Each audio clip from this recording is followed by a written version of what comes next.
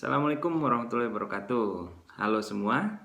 Ya, di kesempatan kali ini kita bakalan bahas tentang info-info UTBK untuk yang kalian nanti di tahun 2022 bakal melaksanakan UTBK atau SBMPTN.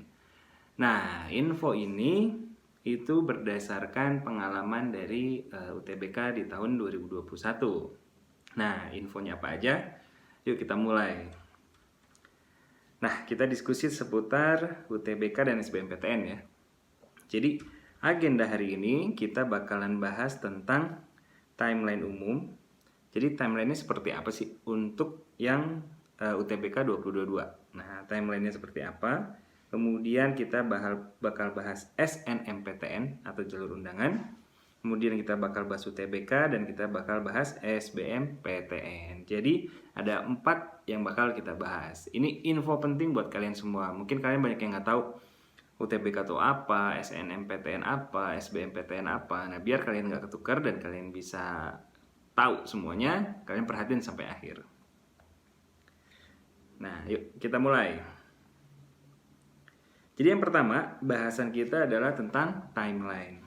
Jadi timeline untuk kalian kelas 12 SMA ini biasanya tanggal-tanggal pentingnya tuh dimulai dari bulan Januari. Jadi di Januari itu kalian ada yang namanya pendaftaran daftar akun LTMPT. Nah, LTMPT itu ibaratnya gini. Jadi LTMPT itu lembaga yang melaksanakan tes. Nah, LTMPT itu yang bikin SNMPTN, kemudian dia ngurusin juga UTBK, kemudian dia ngurusin juga SBMPTN. Nah, jadi LTMPT itu, nah mereka yang mengurus 3 ini. Nah, mau nggak mau kalian harus membuat akun buat mengikuti semua kegiatannya. Nah, di Januari itu kalian daftar LTMPT atau kalian biasa bikin akun. Itu di bulan Januari. Nah, di bulan Februari di sini itu jadwalnya biasanya kalian daftar SNMPTN. Nah, SNMPTN itu apa nanti kita bahas ya. Di Februari itu daftar.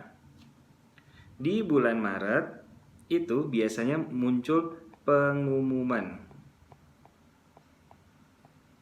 Pengumuman apa? Ya, SNMPTN. Jadi pengumumannya biasanya muncul di bulan Maret atau biasa dekat-dekat ke April juga bisa.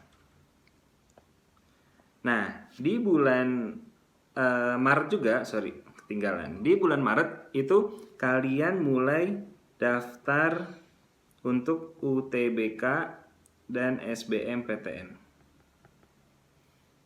Kira-kira kayak gitu. Jadi di bulan Maret itu ada pengumuman SNMPTN, juga ada daftar UTBK.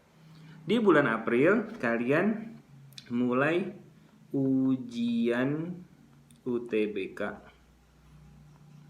SBMPTN. Nah, itu biasanya sampai bulan Mei itu. Karena di tahun kemarin itu sampai bulan Mei, maksudnya di tahun 2021. Nah, di bulan Juni atau biasanya sampai bulan Juli itu muncul pengumuman UTBK SBMPTN. Itu biasanya di bulan Juni Juli. Dan setelah bulan Juni atau Juli itu biasanya kalian dapat ujian mandiri. Jadi ada kegiatan ujian mandiri. Itu untuk yang setelah bulan Juni. Biasanya bulan Juli itu setelah pengumuman SBMPTN kalian ada ujian mandiri. Nah, kira-kira seperti ini timelinenya. Jadi kalian mulai disibukin oleh kegiatan-kegiatan SNMPTN, SBMPTN, UTBK itu mulai bulan Januari. Ini berdasarkan yang pengalaman di tahun 2021. Jadi Januari itu udah mulai daftar-daftar. Nah, ini kira-kira timelinenya. Agenda berikutnya kita akan bahas SNMPTN. Ini dia. Karena SNMPTN itu yang bakal kalian lakuin pertama. Apa itu SNMPTN? Itu seleksi nasional masuk perguruan tinggi negeri. Atau biasanya sih disebutnya jalur undangan. menggunakan nilai rapot. Jadi pakai nilai rapot. Apa aja kriterianya? Nah, kita pertama satu, menggunakan nilai rapot dari semester 1 sampai semester 5. Jadi kalau kalian sekarang kelas 12 SMA sampai semester ini nih, nanti sampai Desember itu kan semester 5. Nah, itu yang dipakai datanya dari semester 1 sampai semester 5. Nah, jalur undangan ini atau SNMPTN dilaksanakan oleh sekolah. Dilaksanakan oleh sekolah. Jadi sekolah yang menentukan siapa aja yang bisa ikutan SNMPTN. Kalian bisa daftar, tapi biasanya diseleksi oleh sekolah. Karena hanya yang nilai rapotnya bagus aja yang bisa masuk atau bisa daftar ke SNMPTN. Jadi sekolah yang mendaftarkan, bukan kalian. Jadi kalian harus masuk via sekolah. Kemudian yang ketiga, faktornya apa lagi? Ada faktor akreditasi sekolah. Jadi kalau akreditasinya A, itu kalian bisa sampai 40% kuotanya. Jadi kalau di sekolah kalian ada 100 murid, berarti kuota untuk daftar SNMPTN adalah 40 murid. Itu kalau akreditasinya A. Tapi kalau sekolah kalian akreditasinya B, itu sekitar 25%. Berarti kalau 100 orang, itu berarti 25 murid aja yang bisa ikutan SNMPTN. Berikutnya kalau akreditasi kalian C, SMA-nya berarti sekitar 5%. Berarti hanya 5 murid aja yang bisa ikutan SNMPTN. Jadi akreditasi pun berpengaruh. Nah, yang keempat, untuk masuk kampus lewat jalur SNMPTN ini hanya disediakan sebesar kuotanya itu 20%.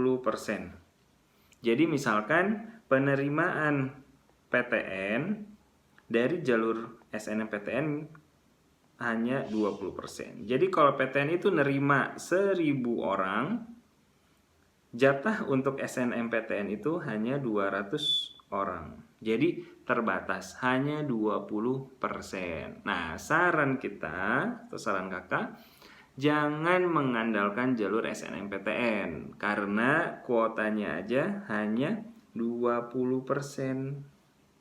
Sedikit, masih ada sisa 80% yang bisa kalian manfaati. Jadi ini hanya sedikit, 20%. Ingat, SNMPTN. Ada berapa tadi? Satu, nilai rapot. Yang kedua, dilaksanakan oleh sekolah. Jadi kalian nggak bisa daftar sendiri. Yang ketiga, tergantung akreditasi sekolah kalian. Itu menentukan berapa banyak yang bisa daftar. Yang keempat, secara nasional, kuota SNMPTN itu hanya 20%. Ini info penting untuk jalur SNMPTN atau jalur undangan. Nah, berikutnya adalah UTBK. Jadi kalau kalian udah ikut jalur undangan nih, terus kalian nggak keterima atau kalian nggak ikutan, ada jalur berikutnya untuk masuk ke PTN adalah jalur UTBK. Apa itu UTBK? Ujian tulis berbasis komputer. Nah, jadi ujian tulis berbasis komputer. Jadi kalian ujiannya menggunakan komputer, nggak berbasis kertas lagi. Kalau dulu-dulu tuh masih banyak yang berbasis kertas, tapi sekarang sudah berbasis komputer. Nah, gimana pelaksanaannya? Kita lihat. Jadi UTBK ujiannya, kalau kalian pengen tahu, ujiannya itu ada TPS, ada Saintek, ada Soshum. TPS ini tes potensi skolastik.